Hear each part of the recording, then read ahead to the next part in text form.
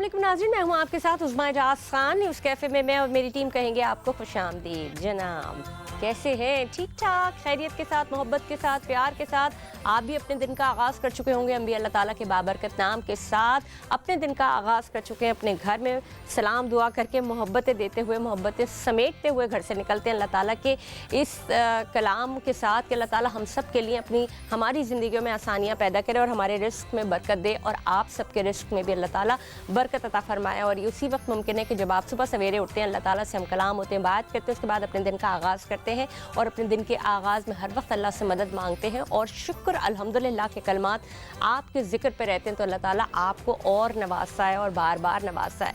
नाज़रीन, कभी भी अपना दिल छोटा ना करें। अगर कोई चीज़ आपके पास से चली गई है तो उसके लिए दिल छोटा ना करें। वक्ती तौर पर जो मायूसी या उदासी होती है वो अपनी जगह होती है, लेकिन उससे ज़्यादा कि काश ये हो जाता, काश ऐसा ना होता, काश वैसा ना होता। जो चीज़ आपके हाथ से, जो मादी चीज़ आपके हाथ से चली गई, उसमें भी अल्लाह ताला की तरफ से बेहतरी होगी। उसमें दो निशानियाँ होती हैं, एक तो अल्लाह ताला की तरफ से बेहतरी और एक वो बेहतरी होती है। हो सकता है कभी कभार आपने सोचा है हम नहीं जान पा रहे होते हैं, कुछ ऐसी चीज़ें ज़िंदगी में होती हैं जिनका हमें समझ में नहीं आता। कुछ गैर इरादी तौर पर कुछ सामान आपकी ज़िंदगियों में, सामान से मतलब ये होता है चाहे वो आपके कर्म हो, चाहे वो आपका ज़ाती सामान से मुरादी अशिया के हवाले से, वो गैर इरादी तौर पर आपकी ज़िंदगी में आई हो जिसमें आपने पैसा खर्च नहीं किया हो, जिसको हम कभी कभार कहते हैं कि ईजी मनी के ज़रिए आ गई हो और फिर वो आपकी असली मनी से जाती हैं। आपको समझ आ रहा है बात? कभी कभार होता ये कि कुछ पैसा अगर हराम का आ जाता है तो फिर वो आपके हलाल में से जाता है और आप सोचते हैं कि मैंने तो इतनी मेहनत से कमाया था, मैंने तो इतनी हलाल मेरी कमाई है, तो ये इसमें से गया कहाँ? तो अपनी ज़िंदगियों पर नज़र डालने की बेहद ज़रूरत होती है। इसी तरह से कुछ दुख ऐसे होते हैं जो टाइम के बाद आपको सामने आ रहे होते हैं और आप कहते हैं कि मैंने तो दुनिया में लोगों की बड़ी मदद की, तो मेरे साथ ऐसा क्यों हो रहा है? तो अपनी ज़िंदगियों पे नज़र डालें। कहीं आपने किसी की मदद उस पैसे से तो नहीं की जो इजी मनी था? कहीं आपने अपने घर वालों को दुख दे के दूसरों की मदद तो नहीं की, दूसरों के सुख तो नहीं संवारे? अगर आपने अपने घर वालों को दुख दे के दूसरों के सुख संवारे हैं और उस सुख का हिस्सा बने, या आपकी अपनी सोहबत, ऐसी सोहबत जिन लोगों ने आपको ना घर का रखा ना ही कहीं और का रखा, उनके साथ आपने ज़िंदगियाँ तो नहीं बताई, तो फिर आपका घर आपसे छूट जाएगा। कि वो सारी चीज़ें होती हैं जो अल्लाह ताला ने एक दायरा आपको दे दिया, उस दायरे के अंदर से अगर आप हाथ पांव बाहर मारेंगे और उस दायरे से कूदेंगे तो उस दायरे के अंदर आना मुश्किल हो जाएगा, आपके लिए अपनी तकलीफ़ का बाइस बनेगा। तो ये समझने वाली बात है और इसको समझना बड़ा ज़रूरी है। हर उठता हुआ कदम, हर चलता हुआ पैर आपका इस बात की, आपको गवाही, आपकी ज़ात को गवाही देनी चाहिए इस बात की कि ये कदम जो उठ रहा है क्या ये बेहतर है, क्या इस कदम, उठे हुए कदम से किसी को कोई तकलीफ़ तो नहीं हो रही, या उठे हुए हाथों से किसी को तकलीफ़ तो नहीं हो रही, या जो ज़बान का तीर आपके पास है वो अच्छी जगह पर चल रहा है। ये सब चीज़ों का ख्याल रखें, अपने आप को बेहतर करें। आसपास के लोगों को आपसे फ़ायदा होना चाहिए, नुकसान नहीं। और अगर फ़ायदा ना भी हो तो उनके नुकसान का सबब ना बने। अपनी संगत का ख्याल रखें। बेशक आप अगर अकेली आपकी संगत है, आप इसको एंजॉय करते तो उस संगत से बेहतर कोई और संगत नहीं है। लेकिन जब हम माशरे की बात करते हैं, ओवरऑल चीज़ों की बात करते हैं, तो किसी एक संगत को, यानी किसी एक फ़र्द को जिसको जिम्मेदारी सौंपी जाती है, उसकी जिम्मेदारी होती है कि वो अपने कुंबे को अच्छा करके लेके चले। इसी तरह माशरे में या मुल्क में जब हम रहते हैं तो फिर उस हुक्मरान की जिम्मेदारी होती है कि वो अपने माशरे में अपने लोगों को, अपने कौम के लोगों को, अपनी कौम को आगे बढ़ता हुआ देखें और उनके मसाइल का तदारुक करें, उनका हल करें। हम जिस सूबे में रहते हैं, हम सूबा सिंध में रहते हैं, हम कराची में रहते हैं, तो हमारा सारा दारो मदार, हमारे मसाइल का गढ़, हम जिसको समझते हैं, हम उस पार्टी को समझते हैं जो बरसर इख्तिदार आई, और वो इख्तिदार में आने वाली पार्टी क्या हमारे लिए बेहतर है, क्या हमारे लिए बेहतरीन साबित हो सकती है, जिनको हमने वोट दे के यहाँ तक लेके आए, जो बरसर इख्तिदार आई, आखिर उस पार्टी का विजन क्या है, उसके अपना मंशूर क्या था, जिस मंशूर की उसने प्रचार की थी, क्या वो उसके ऊपर अमल पैरा है भी? इस बात का एतराफ़ किया बिलावल भुट्टो जरदारी साहब ने, चेयरमैन है पाकिस्तान पीपल्स पार्टी के। उन्होंने गुज़िश्ता रोज़ ताजर बरादरी से उनकी मुलाकात हुई, एक ज़राने में उन्होंने शिरकत की और उन्होंने ये एतराफ़ किया कि वो जानते हैं कि क्या मसाइल हैं, और उन्होंने ये भी कहा कि वो दूध के धुले नहीं हैं, वो अच्छे ऐसे नहीं है कि उनको अच्छा कहा जाए, लेकिन वो बेहतरी की तरफ आना चाहते हैं। उनको पता है कराची और सिंध के मसाइल क्या हैं, पानी का मसला, बिजली का मसला, गैस का मसला, और वो इनसे नबरद आज़मा होना चाहते हैं। शुक्र अल्हम्दुलिल्लाह कि उन्होंने एतराफ़ तो किया कि उनसे गलतियाँ हुई हैं, उनकी पार्टी से गलतियाँ हुई हैं। साथ ही साथ उनका ये भी कहना था कि जी किसी वज़ीर या किसी वज़ीर आला को ना कहें, हमसे कहें, हम सबसे राब्ते में हैं। ये बड़ी एक अजीब सी बात है, राब्ते में हैं तो बहुत कुछ यहाँ पे हो रहा है, क्यों नज़र नहीं आता लोगों को, इसी के ऊपर बात करेंगे। मेरे साथ मेरे बहुत ही मौजूद मेहमान गिरामी तजज़ियाकार मौजूद हैं, बिजनेस सर्कल से उनका वास्ता भी है। मैं आपका तारुफ कराऊंगी ज़ुबैर हाशमी साहब से। अस्सलाम वालेकुम, कैसे हैं ज़ुबैर साहब? मैं खैरियत से, उस्मा खान आप ठीक हैं? ठीक ठाक खैरियत से। आप मतलब तबीयत में ठीक है? बहुत बेहतरीन, रब का बहुत शुक्र है। मुझे ये बस हमेशा ये लगता है जो आ रहा होता है उसकी खैरियत ज़रूर पता किया जाए। इतनी अनसर्टिनिटी होती है, आपको पता नहीं होता कि आपके आसपास क्या हो रहा है, कहीं ना कहीं किसी के साथ कोई ना कोई वाक़या हो जाता है। जी ऐसे ही है। अब हम जब बात करते हैं, हम माशरे की बात करें, मुल्क की बात करें, कौम की बात करें या फिर फ़र्द वाहिद की बात करें, फ़र्द वाहिद कौम, कौम से माशरा, माशरे से हुकूमत बनती है। हुकूमत से शुरू करें तो हम किस जगह पे खड़े हुए हैं, फिर अगर हम हुकूमत को छोड़ के हम उस सूबाई हुकूमत पे आएँ, वफाक को छोड़ दें, सूबाई हुकूमत पे आएँ, सूबाई हुकूमत को अपने दिल का हाल बताएं, वो कहती है जी सब कुछ पता है। अगर सब कुछ पता है तो हो क्यों नहीं रहा? बिस्मिल्लाहिर्रहमानिर्रहीम। मेरा ये ख्याल है कि बहुत कुछ हो रहा भी है। अच्छा। जैसे मैंने 2-3 दिन पहले सफ़र किया भुट्टो एक्सप्रेस वे जो बनाया भी यहाँ, अच्छा। जहाँ हम बैठे यहाँ से करीब एयरपोर्ट जाने के लिए, तो बहुत ज़बरदस्त एक डेवलपमेंट है सिंध हुकूमत की। इस तरह इलेक्ट्रिक बसेज़ आई हैं इस शहर में, वो नज़र आ रही हैं हमें चलते हुए, वो एक खूबसूरत इजाफा है शहर की ब्यूटी में जी। हाँ, ये बात ज़रूर है कि बहुत कुछ होना बाकी है, ये ज़रूर है। और इसका मेरा ख्याल कि बिल्कुल ठीक लफ्ज़ों में इजहार किया बिलावल भुट्टो साहब ने, और वो हल्का सा उनका जो खफगी का अंदाज था वो दुरुस्त था। वो इसलिए कि उससे एक दिन पहले यहाँ पे एहसान इकबाल आए तो कुछ लोगों ने ये कहा, ताजिर बिरादरी में से कुछ लोगों ने कहा कि यहाँ को मरियम नवाज को यहाँ वज़ीर आला बना दिया जाए। अच्छा, तो this was the response of that sentence. उस सवाल का है जिस पे उन्होंने कहा था किसी और को ना कहें, जी मुझे कहें। जी ऐसा ही है। या ये करते हैं कि ताजिर बिरादरी के कुछ लोग उठते हैं और chief of the army staff को जाके कंप्लेंट्स करते हैं, ये हो गया वो हो गया। तो इस तनाजुर में, इस पर्सपेक्टिव में शायद बिलावल भुट्टो साहब ने बात की होगी, और वो ठीक कह रहे थे कि यहाँ के मॉनिटर तो वो है ना। हाँ। तो जहाँ भी आप बात करेंगे बात तो इन्हीं तक आएगी, तो डायरेक्ट अगर इनसे बात कर ली जाए तो ये ज्यादा बेहतर है। लेकिन ठीक है ना, बात वही आ जाती है ना कि जब कहीं ना कहीं खराबी होगी तो उंगली तो उठेगी। जी। जब चीजें पूरी नहीं हो रही होंगी तो उंगली तो उठेगी। हम बेसिक चीजों की बात करें, इस वक्त हम दूर नहीं जा रहे। जो इलेक्ट्रिक ट्रेन है उसके अलावा भी काम हो सकता था। ये तो एक आपकी, आप इसको मैं एक डिग्री इसको ऊपर कर लेती हूँ, लेकिन जो बेसिक नीड्स क्या है, पानी, बिजली और आपका ये गैस, ये ऐसी ज़रूरियात है, हम इससे निकलेंगे तो हम इलेक्ट्रिक की बस में जाएंगे ना। जी बिल्कुल आप दुरुस्त कह रही हैं। जो बेसिक नेसेसिटीज़ ऑफ लाइफ हैं वो तो हर कौम का, हर फर्द का हक होता है, मगर आप कराची की डायमेंशंस को देखिए। कराची एक मेगा सिटी है, बल्कि इसको मेगा सिटी कहें तो कुछ कम ना होगा।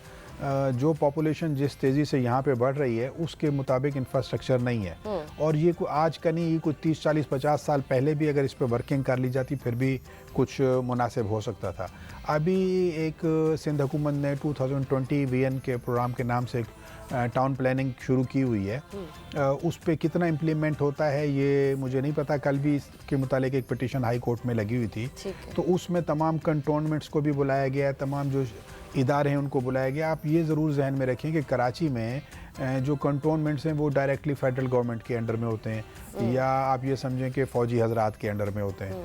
इसी तरीके से बाकी जो एजेंसीज़ हैं वो मुख्तलिफ सियासी पार्टियों के हाथ में हो सकती हैं, जैसे KDA हो गया, वहाँ पे हो सकता है MQM के लोग आ जाएं, और बाज़ जगहों पे पीपल्स पार्टी के लोग होंगे। तो आप इस तनाजुर में इसको देखें कि ये कोई आसान काम नहीं है। यहाँ पे जो मल्टीप्लिसिटी ऑफ दी सिचुएशन है वो बहुत ज़्यादा है। हर कौम, हर रंग, हर नस्ल के लोग यहाँ मौजूद हैं, जिसकी वजह से यहाँ प्रॉब्लम्स बहुत ज़्यादा हैं। मेरा ख्याल है कि मेयर साहब जो हैं, he is doing good job.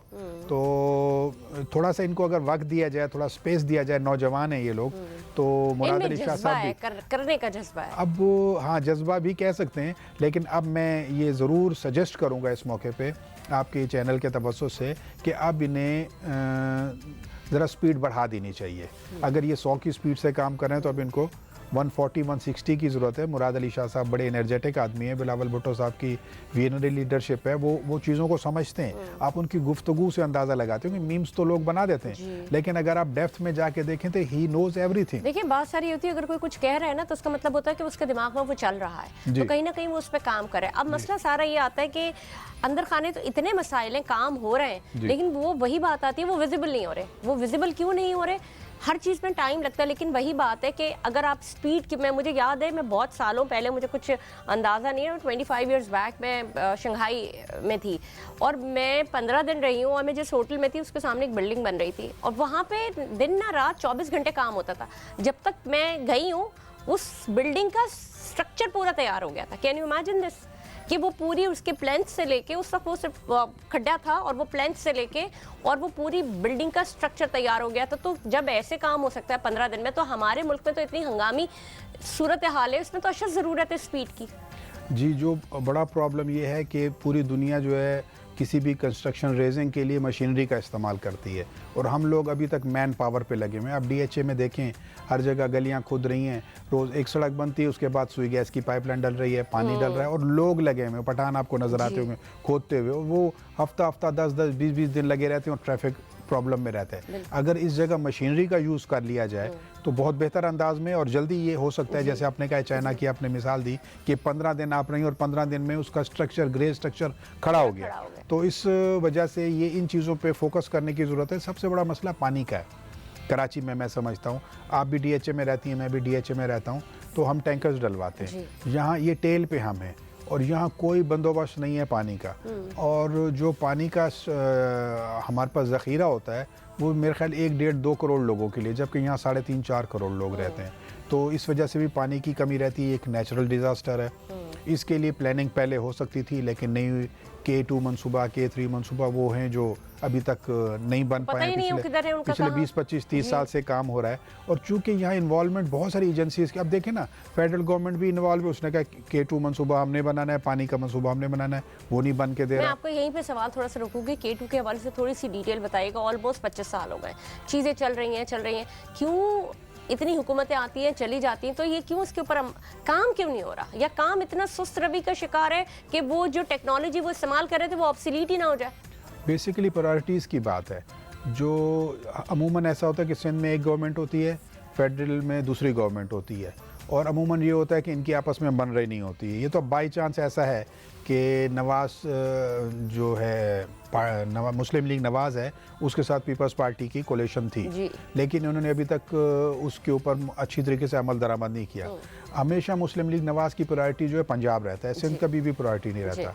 तो सिंध को यही शिकवा रहता है कि इनको फंड्स पूरे नहीं मिलते, जो इनका ड्यू शेयर है वो पूरा नहीं मिलता। वो पूरा मिलना शुरू हो जाए, वो भी बेहतरीन काम हो सकता है। मेरा एक सवाल एक और है कि जब बाप अपनी जायदाद बांट रहा होता है तो उसकी मर्जी होती है ना, वो किसी बच्चे को या किसी को खुशी से कुछ तोहफा देना चाहे, फाक इंटरवीन ना करके इंटरवीन कर सकता है ना, थोड़ा ज़्यादा दे दिया जाए। सबसे ज़्यादा क्या, एक बच्चा जो ज़्यादा कमा के दे रहा होता है, क्या उसका कोई हक नहीं होता?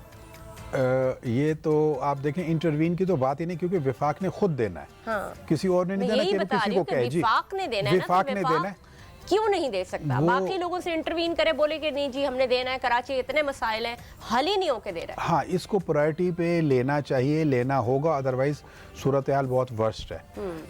क्योंकि डाउन स्ट्रीम में उतना पानी नहीं आ रहा है, इंडस रिवर में उतना पानी नहीं आ रहा है जितना आना चाहिए, जिसकी वजह से आपने देखा होगा कि ठट्ठा की साइड पे जो है ना, ज़मीन को निगलना शुरू कर दिया समंदर ने। तो इस पे बहुत काम करने की ज़रूरत है।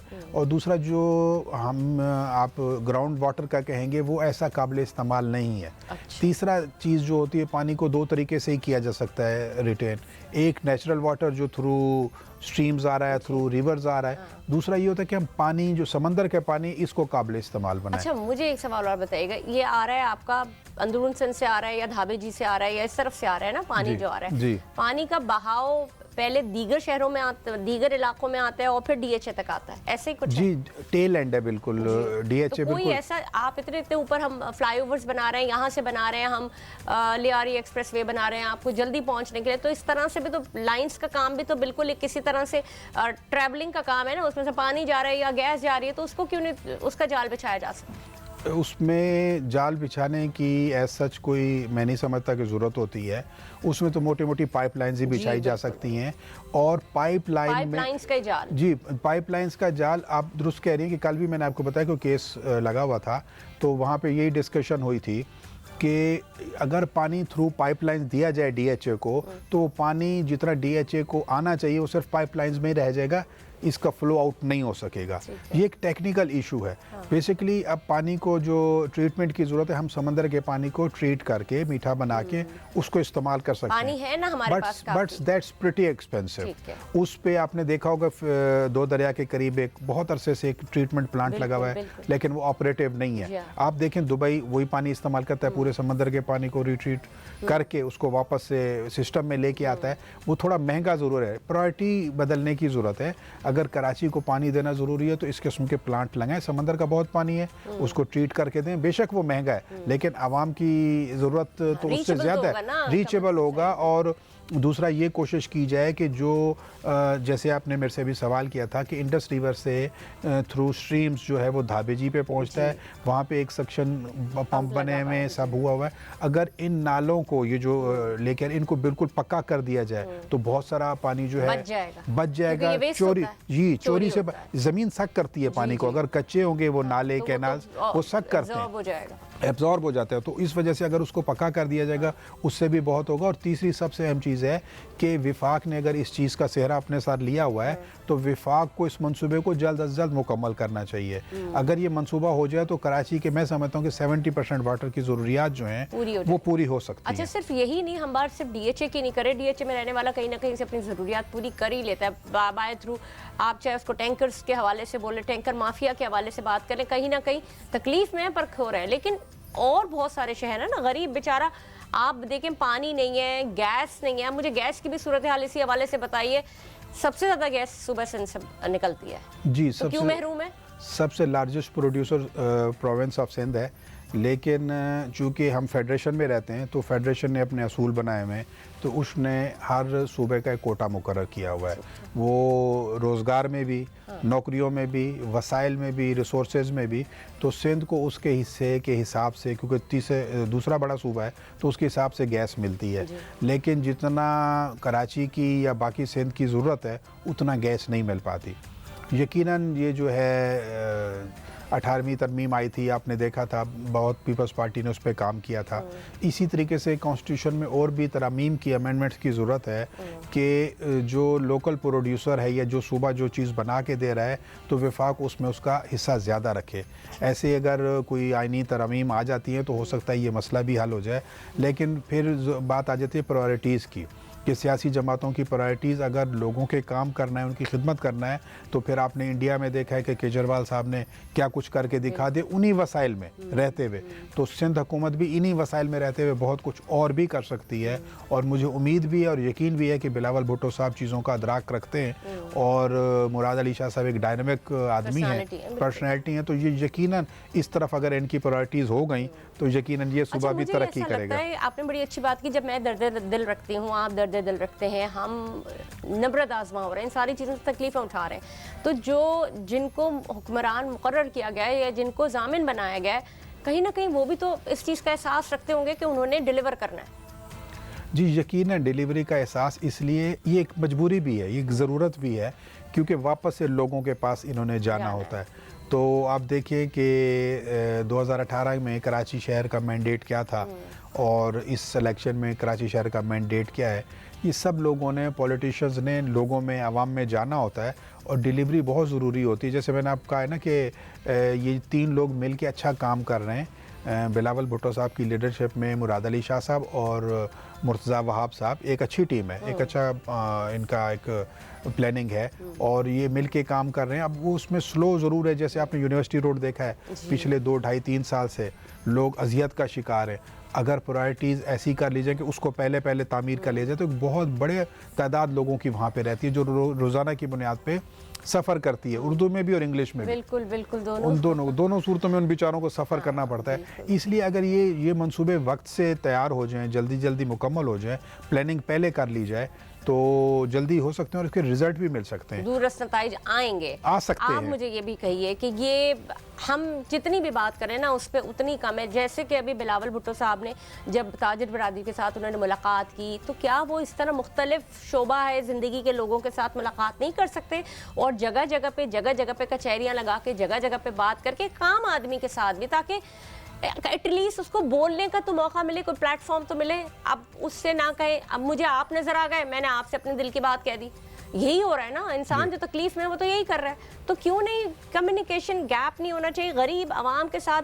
अभी मैंने कल वो एक कोई क्लिप देख रही थी, शाजिया मरी साहिबा कुछ लोगों में बैठी हुई थी और वो जाके, लेकिन ये बड़ा आसान काम है, आप चादर ओढ़ के जाके ज़मीन पे बैठ जाना, ये हल नहीं है मसाइल का। जी आपको बेनज़ीर भुट्टो साहिबा शहीद याद होंगी कि वो अमूमन यही करती थी, मैसेज में चली जाती थी, लियारी चली जाती थी, हॉस्पिटल्स में चली जाती थी, हर जगह पहुंच जाती थी। हुआ क्या है कि पिछले 20 साल में जो डायनामिक्स चेंज हुए पॉलिटिक्स की और जियो पॉलिटिकल चीज़ें, ये जब से तालिबानाइजेशन आई है तो लीडरशिप को बहुत शदीद ख़तरा होता है। तो अब उस तरीके से ये लोग मैसेज में नहीं जा सकते, ये लाइफ थ्रेट होती है, ये इनको भी दिल करता होगा लोगों में जाए। सियासतदान कभी लोगों के बगैर नहीं रह सकता, इनको यही होता है कि जितना नारे लगाने वाले, प्यार करने वाले सामने खड़े, इंस्टेंट आपको शोहरत मिलती है ना? जी नहीं, और जवानी मिलती है, खून गर्म होता है उससे। मगर ये मजबूरियां भी आप जहन में रखें कि इन सबको लाइफ थ्रेट्स होती हैं। चले ये ना करें, आप खुली बड़े स्क्रीन लगा के खुली कचहरी में सेशंस कर सकते हैं ना, जहाँ पे आपको सवाल जवाब के आप मतलब आप मुझे बताएं, वीडियो कॉल दुनिया में कहाँ नहीं होती जी? क्या खिताबात नहीं हो सकते? क्या लोगों को इकट्ठा नहीं किया जा सकता जी? अमूमन पॉलिटिशियंस ये समझते हैं कि ये इलेक्शंस की जरूरत है सिर्फ, लेकिन उनको ये चीजें मंशूर बताते वक्त तो वो बड़ा चीख रहे होते हैं। मुझे एक बात बताएं, कहाँ गया पीपल्स पार्टी का वो नारा, रोटी कपड़ा और मकान? ये तो तीनों दूर की चीजें हो गई। रोटी के लिए गैस चाहिए, गैस चाहिए, रोटी हट गई। कपड़े के लिए नोट चाहिए, तन पे बस वही है जो ऊपर से अल्लाह ताला ने रहम किया हुआ है, बस वो है। मकान तो आप भूल ही जाएं, सड़कों पे आप सब है। कहाँ गया वो नारा? उसको जनरेट करने के लिए गैस चाहिए ना जी, रोटी पकाने के लिए हमें ना कुछ चीज़ें आउट ऑफ बॉक्स जाके करना होगी। मैं तो नहीं हूँ इस पोजीशन में कि पीपल्स पार्टी को मशवरा दे सकूँ कि अब अपना ये मंशूर आप चेंज करें, रोटी कपड़ा और मकान। मैं ये समझता हूँ कि ये तीनों चीज़ें, मुझे लगता है कि अब कहना चाहिए कि बिजली, पानी और गैस, नहीं, ये तीनों चीज़ें ना लोग अरेंज कर लेते हैं। देखिए कोई भी, अब सच्ची बात अगर हम करें तो हम सब लोग जो है, जो गरीब से गरीब आदमी कपड़ा पहनता है, खाना भी सबको मिल जाता है। तो ये एक अब नारा रह गया। अब प्रैक्टिकल नारों की ज़रूरत है। जैसे आपने कहा है कि बिजली को प्रायोरिटी किया जाए, गैस को प्रायोरिटी किया जाए, किस तरीके से दुनिया से मंगाई जा सकती है। सवाल आ गया मेरे पास, आते जा रहे हैं, क्योंकि अभी हालिया इलेक्शन जो हुए थे, मंशूर तो सामने ही था ना, 300 यूनिट फ्री दिया जाएगा। कहाँ है वो 300 यूनिट तो ख्वाब में, लेकिन बात ये है कि ये जो मंशूर है ना, ये वक्त के साथ चेंज होने चाहिए। मैं भी यही मशवरा दूंगा पीपल्स पार्टी की क़यादत को। शोर रह गया, मंशूर तो खत्म हो गया, मन का शोर रह गया है बस। हाँ, तो ये जो है ना चीज़ें चेंज करनी चाहिए, प्रायोरिटाइज करना चाहिए, आज की ज़रूरत के मुताबिक चीज़ों को लेके चलना चाहिए। और मेरी गुजारिश ये है पीपल्स पार्टी की हुकूमत से कि जिस तरीके से मुख्तलिफ सूबों जैसे पंजाब में यूथ को बहुत ज़्यादा टारगेट किया हुआ है CM ने, तो यहाँ भी यूथ को मोबालाइज किया जाए। पूरे सिंध में प्रोग्राम्स रखे जाए, कॉन्फ्रेंसेस रखी जाएं, सेमिनार रखे जाएं यूथ को मोबालाइजेशन के लिए। एक आपकी बात, मुझे एक बात याद आ गई, सॉरी आपकी बात काट रही हूँ मैं। बड़ी अच्छी, घर के पास से आपने भी गुजरे होंगे, देखा होगा, मैं एक ट्रस्ट है, आप भी जानते होंगे, सिलानी वालों का एक ट्रस्ट है, उन्होंने IT का बच्चों का प्रोग्राम शुरू किया जिसमें उन्होंने लैपटॉप से, मैंने वो देखा जाके, मतलब क्या जम्मे गफीर था नौजवानों का, और सबको स्किल्ड कर रहे थे, वो सिखा रहे थे, और उनके मैंने मुख्तलिफ लैब्स देखी। मैं हैरान रह गई। जो भी कुछ सदका ये है, सदका जारिया, सिर्फ खाना खिलाना तो अपनी जगह है, खाना इंसान पेट भर जाता है रोज़गार के लिए। मुझे अंदर से ना एक ऐसी फीलिंग आई कि ये जज्बा होना चाहिए सब में, और हुकूमत के ऊपर भी। और एक और बात, ये बहुत सारे ऐसे प्रोग्राम्स आ रहे हैं गवर्नमेंट की जानिब से जहाँ पे वो नौजवानों को फ्री स्किल्स दे रहे हैं। ऐसा नहीं है, मैंने जब आप पढ़ना शुरू करते हैं तो आपको दिखती है। अच्छा, उन्होंने उसमें क्या रखा हुआ है, 18 साल से लेके 40 ईयर्स के दरमियान आपको स्किल्ड आप कर दें। अब क्या है कि जो लोग ऑब्सलीट हो गए ना, ऑब्सलीट कैसे हो गए, 40 से जितने भी ऊपर के, वो उस ओल्ड स्कूल ऑफ थॉट्स में आ गए, उनके लिए नहीं है। तो ये भी मतलब उनको भी, आप 60 साल के बाद आप रिटायरमेंट पे आ जाते हैं, तो why not we should have to do like for the past 20 years में आप अपने आप को थोड़ा सा इस काबिल बना ले कि आपने घर बैठने, अगर आपकी जो है वो रिटायरमेंट हो जानी है, तो you should have to do your own. अगर आप स्किल्ड होंगे तो आप एटलीस्ट घर बैठ के तो कर सकेंगे। बिल्कुल सही है। इस जवाब देने से पहले मैं आपसे 2 मिनट लूँगा इस बात के लिए कि मेरे पास कुछ सजेशन है जो मैं सिंध हुकूमत को भी देना चाहता हूँ और फेडरल हुकूमत को भी देना चाहता हूँ। वो सजेशन ये है कि 2 चीज़ों पे बहुत ज़्यादा तेज़ी से काम करने की ज़रूरत है। एक तो हम नर्सिंग बनाएं, स्कूल्स बनाएं। ठीक है। और हमारी जो मैन पावर है वो बहुत ज़्यादा है, हमारे पास यूथ बहुत ज़्यादा है, और वो नर्सिंग जो है ना हमारे मुल्क में भी काम आएंगी वो नर्सेज, और बाहर भी मेल और बहुत, फीमेल, बिल्कुल, बिल्कुल। और हम इनको एक्सपोर्ट भी कर सकते हैं, बिल्कुल। और ये बहुत बड़ा रेवेन्यू रेमिटेंसेस की बिल्कुल। सूरत में बहुत बड़ा रेवेन्यू जनरेट हो सकता है। और दूसरा सबसे ज़्यादा जो निगलेक्टेड एरिया है उस पर अगर पाकिस्तान काम करे ये है होटल इंडस्ट्री। उसके उसका नहीं मैं टूरिज्म के हवाले से नहीं कह रहा, मैं जो उसके स्टाफ की बात कर रहा हूँ, उसकी ट्रेनिंग के लिए नहीं है यहाँ, ऐसा नहीं है यहाँ, बहुत कम है। आप देखिए सब कश्मीरी खूबसूरत लड़के हजारे के यहाँ, वो सिर्फ बेचारे वेटर बने हुए, वो ट्रेंड नहीं है। मैं आपको बताती हूँ, मेरा इसके ऊपर बड़ा काम हुआ हुआ है, इसलिए मैं बताती हूँ। चूंकि मेरा ताल्लुक थोड़ा सा, मेरे मियाँ जो है वो एक 7 स्टार होटल की जीएम थे, तो इसलिए मुझे थोड़ा सा आइडिया भी है, और मुझे थोड़ा एक टाइम पे थे, अब तो नहीं। तो वो मैं सिर्फ आपको बता रही थी कि उस स्टाफ के ऊपर जितना काम, और उस जमाने में लोगों को जाना, लड़कियों को भी जाने नहीं दिया जा रहा था ना, कि जी एक अजीब सी एक वो है। और इसी तरह से लड़कों को भी पैशन था उनका, जिस तरह से आप देखें ना, जो फ्लाइंग स्टाफ होता है आपका, उसमें पैशन होता है, क्योंकि वो इजी में नहीं होता है ना, आपने गए, आपने दुनिया भी देख लिया। बिल्कुल दिल को छू लेने वाली बात की, ये वो शोबे हैं जिसमें मेरी कभी बात होती है, यंग लड़कियां हैं वो जाना चाहती हैं नर्सिंग में, उनको इंस्टीट्यूट उनको दिया जाए। पर आपने बहुत अच्छी बात की, होटल मैनेजमेंट के हवाले से बहुत सारे ऐसे इंस्टीट्यूट हैं, लेकिन सर्टिफाइड और इंटरनेशनली रिकॉग्नाइज, ये बड़ा ज़रूरी है ताकि आपकी एक्सपोर्ट हो सके। इसी तरह से आपका प्लम्बर है, इसी तरह से आपका इलेक्ट्रिशियन है, और सो कॉल्ड जितने भी है, उसमें आपको सर्टिफिकेशन ज़रूरी है। और उसके लिए इंस्टीट्यूशन के लिए आप अपने जो आपका तजर्बा है, आपका तजर्बा क्या कहता है? ये दो किस्म की आपने जो बताई है ना, दो किस्म के मुख्तलिफ सेगमेंट्स बनते हैं, कैटेगरीज बनती हैं। एक एजुकेटेड लोग हैं, जैसे नर्सिंग है या होटल मैनेजमेंट है, और दूसरा जो है प्लम्बर्स हैं या इलेक्ट्रिशियंस हैं। यस, इलेक्ट्रिशियन, उनके लिए पढ़ा लिखा होना ज़रूरी नहीं है, लेकिन अगर गवर्नमेंट ऑफ पाकिस्तान और गवर्नमेंट ऑफ सिंध ऐसे इंस्टीट्यूट हर डिस्ट्रिक्ट में बना दे, throughout the district Sindh में अगर बना दिए जाएँ, और वो एफिलिएटेड हों वर्ल्ड के साथ, तो हर डिस्ट्रिक्ट बहुत सारे बच्चे जो है ना आपने जो कहा पैदा कर सकता है। ये पढ़े लिखे नहीं है, लेकिन इनको बाहर जाने के लिए बगैर पढ़ा लिखा तो ये लेबर को भी नहीं रखते जब तक सर्टिफाइड ना हो, सर्टिफिकेशन ना हो। उसी तरफ मैं आ रहा हूँ। जब हमारे इदारे एफिलेटेड होंगे वर्ल्ड के साथ, तो जो ये इशू करेंगे सर्टिफिकेट्स, उनको दुनिया मानेगी। तो मेरा कहने का मकसद ये है कि अगर डिस्ट्रिक्ट लेवल पे ये दोनों इदारे बना दिए जाएं स्किल्ड लेबर के लिए, कि एक तो ये जो है अनएजुकेटेड पॉपुलेशन को स्किल दें, और दूसरा जो मैं नर्सिंग और होटल मैनेजमेंट के हवाले से आपको बता रहा हूँ कि वो भी वर्ल्ड से एफिलेटेड हो। हमारे पास यूनिवर्सिटीज़ इस किस्म की बननी चाहिए, नर्सिंग कॉलेज बनने चाहिए, और हमारे पास यूथ, आप ये समझ लें कि अगर आज पाकिस्तान की आबादी 25 करोड़ है, तो 60% यूथ है उसमें से। अगर हम यूथ को हम यूटिलाइज कर लें, तो ये 16-17 करोड़ लोग नौजवान बनते हैं। 16-17 करोड़ में से आप 2 करोड़ लोग भी एक्सपोर्ट कर दें, बाहर भेज दें, इस टाइम भी 1 करोड़ के लगभग पाकिस्तानी बाहर हैं। अगर 2 करोड़ भी आपकी चले जाते हैं, तो आप ये देख लेंगे अभी रेमिटेंसेस जो है 32-33 अरब डॉलर होती हैं। और ये सब वैसे आप बेसिकली यूरोप से नहीं आ रहे, मिडल ईस्ट साइड से आ रहे हैं सबसे ज्यादा जो आते हैं, आपकी ये खपत भी वही है। मैं ये कहता हूँ, आप चाहे इनको बांग्लादेश भेज दो, ये कमाने जा रहे हैं, ये पैसा भेजेंगे।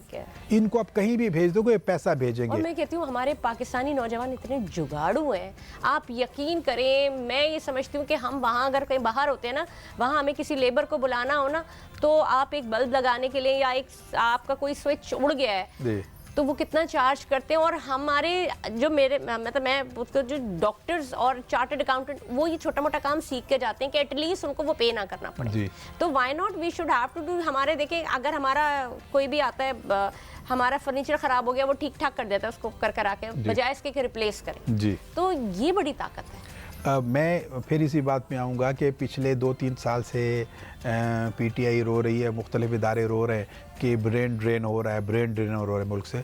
मैं कहता हूँ ये मुल्क के लिए अच्छा है, ये अच्छे काबिल लोग हैं, बाहर जाएंगे, अच्छा कमाएंगे, अच्छा करेंगे, और आप ये वापस जो भेजेंगे ज़र मुबादला की सूरत में, जो रेमिटेंसेस की सूरत में, वो मुल्क को खड़ा करता है। आप देखें कि इस दौर में जब पाकिस्तान बिल्कुल बैंकरप्ट होने के करीब था, तो ये जो रेमिटेंसेस है, इसने पाकिस्तान को बचाया। अभी अगर आप, और मैं ये समझता हूँ, और मैं हुकूमत से ये कहना चाहता हूँ, हुकूमत खुद समझती है, बड़े जो हैं इसके फिस्कल लोग हैं, वो इस बात को समझते होंगे कि पाकिस्तान की प्रायोरिटी नंबर 1 एक्सपोर्ट में अब मैन पावर होनी चाहिए, ना कि हमारे कपड़ा होना चाहिए, लेदर जैकेट्स होनी चाहिए।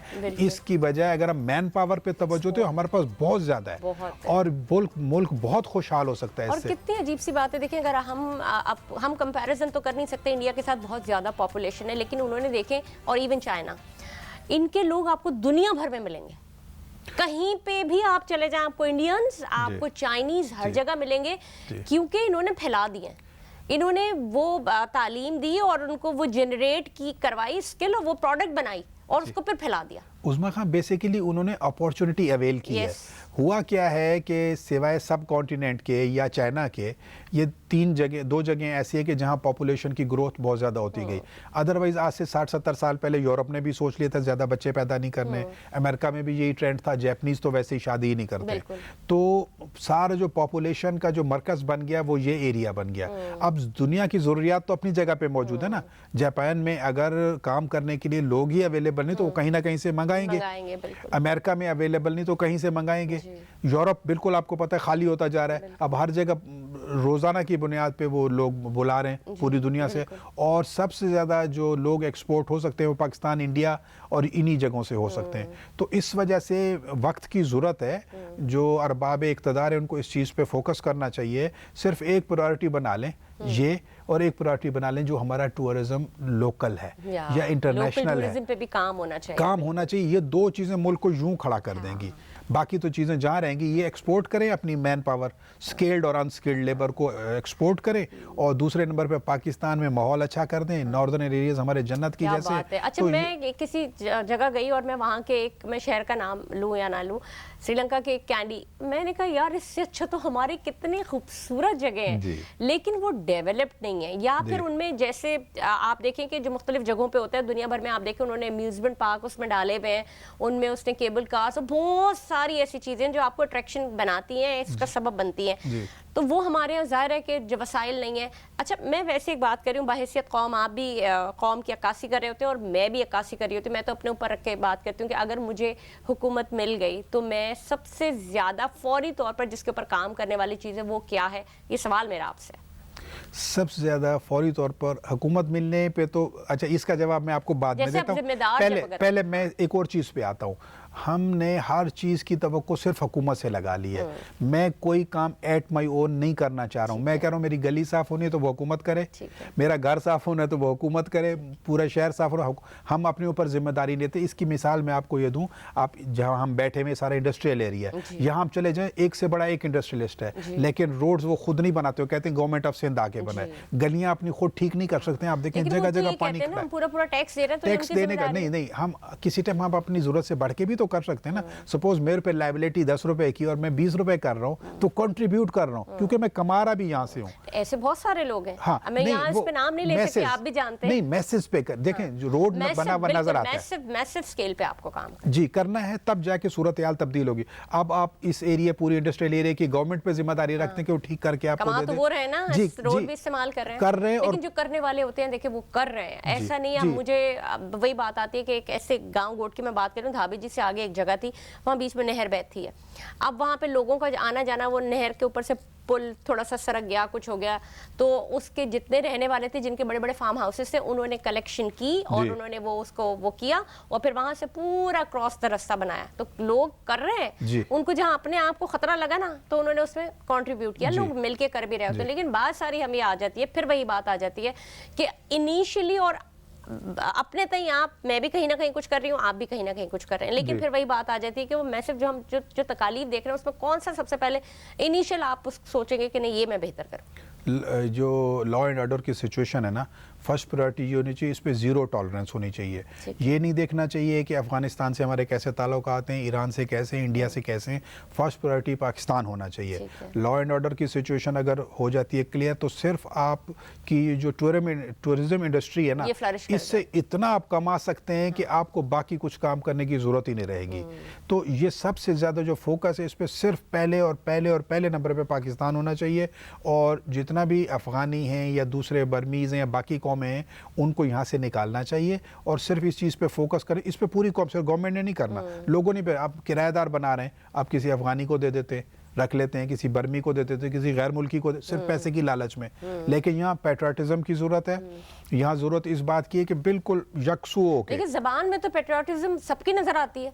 आप किसी सब्जी वाले को बिठा लें, किसी इंडस्ट्रियलिस्ट को बिठा लें, उनकी ज़ुबान में तो इतनी ज़्यादा मिठास और पाकिस्तान के लिए होती है। जो बीच का तबका है ना हमारा, जो मिडिल क्लास है या लोअर मिडिल क्लास, वो कहता है यार मैं भाग जाऊँ यहाँ से। अब इसको प्रायोरिटाइज करने के लिए हुकूमत क्या एफर्ट कर रही है, और वही बात आ जाती है कि लॉ एंड ऑर्डर को दुरुस्त करने के लिए अभी मैंने पिछला प्रोग्राम भी जो किया वो इसी पे किया, स्ट्रीट क्राइम से। उससे पिछला प्रोग्राम भी स्ट्रीट क्राइम्स पे ही किया, और ये ऑन एंड ऑफ हो रहा है। बच्चे मिसिंग हो गए, मोबाइल छीन लिया, दरवाजे पे खड़े होकर कोई इंसान अपने फ़ोन पे बात कर रहा है उसको मार दिया। ये तो इतना तवातुर के साथ बढ़ता जा रहा है, मुझे याद नहीं पड़ता कि मैंने कभी ये मैंने होश में आते स्ट्रीट क्राइम्स का एक वर्ड था जो एक बड़ा एक नाउन की तरह सामने आ गया। बेसिकली ये सारी सिविक सेंस की कमी है। जो मॉडर्न शहर हैं या मॉडर्न जो टेक्नोलॉजी है वो ये कहती है कि कोई भी शहर जो है वो 5 लाख आबादी से, पॉपुलेशन से बड़ा नहीं होना चाहिए। जब एक ही शहर पे 3.5 करोड़ लोग रहेंगे तो फिर ये इश्यूज ज़रूर खड़े होंगे। ये इसका सबसे ज़्यादा बेहतरीन तरीका ये है कि आप गांव देहातों को और जो वोट हैं उनको डेवलप करें, ताकि ये जो सिर्फ कराची की तरफ ओवरफ्लो होता है पूरे पाकिस्तान का, ये रुक जाए। ये जो जनरेशन है ना, क्योंकि मनी यहाँ से सबसे ज़्यादा आती है, उसको बड़ा समझा जाता है कि बहुत ज़बरदस्त और पैसा पैदा करने वाला शहर है, तो ये है भी। तो जनाब आज के प्रोग्राम में इतना ही, क्योंकि बातें इतनी सारी हैं और चीज़ें दिल करता है कि हम और मज़ीद भी बात करें, लेकिन वक्त की कमी की वजह से नाज़रीन हम इस गुफ्तगू को कंटिन्यू नहीं कर सकते, लेकिन फिर किसी वक्त और किसी मौके पे इस पर ज़रूर बात करेंगे। आज प्रोग्राम में अब तक के लिए इतना ही, मुझे दीजिए इजाज़त। आपके साथ हूँ मैं उस्मा एजाज खान। पाकिस्तान जिंदाबाद।